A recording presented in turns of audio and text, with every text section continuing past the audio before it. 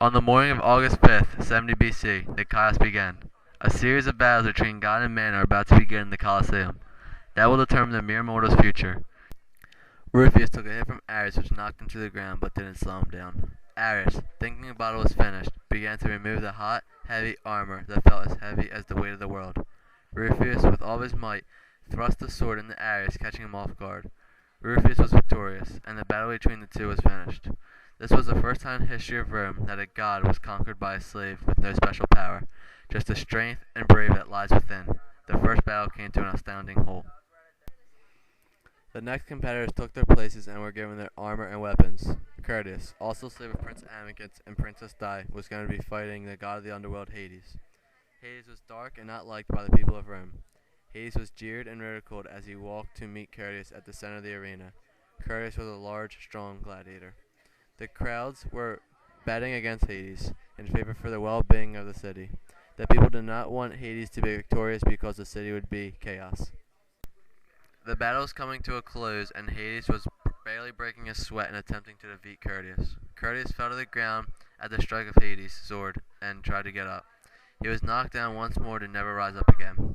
Hades was victorious and would move to the next round where he and Rufus would fight for the spot of the ruling god of Rome.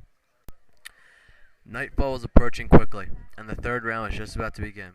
Two of the strongest men in the city of Rome were about to put their lives on the line for the people. Prince Amycus led the two to the center of the arena where they were about to risk everything. The screams of the people were astounding. The screams and chants began to die down as Prince Amycus allowed Hades and Curtius to begin. They were the strongest in the city of Rome. This is the battle of the century. Hades has the great power of the gods, but Rufus has the determination for the well-being of his people and the strength and courage that led him to defeat Ares. Rufus was unstoppable at this point. He was giving this fight his all, and the Hades was fighting back with the same willpower. If Hades was to win, the city would be in turmoil and complete chaos.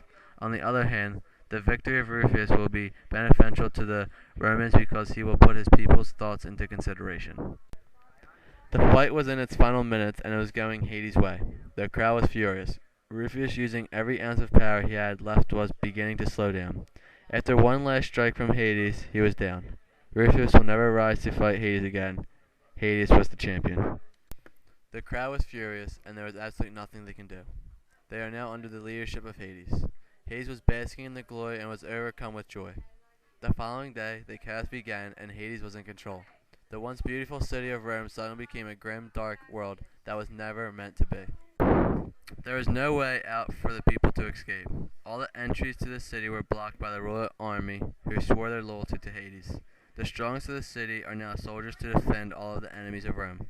The women are now slaves and servers to his friends and families of Hades. The children's education is brought to a halt, and they now learn the skills to become a soldier, farmer, or a servant to their newly named king, Hades. This is the first and final god that will ever rule over Rome. The city is turned completely upside down, and the people quickly manipulate and ally with the royal guard to overthrow Hades. Hades is killed by his people because all of his turmoil that he continues to inflict upon them. The rightful rulers of Rome are quickly brought back to their banishments is now lifted.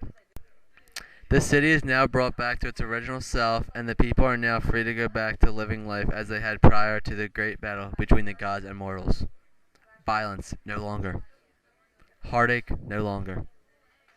Death no longer. The city of Rome is finally free.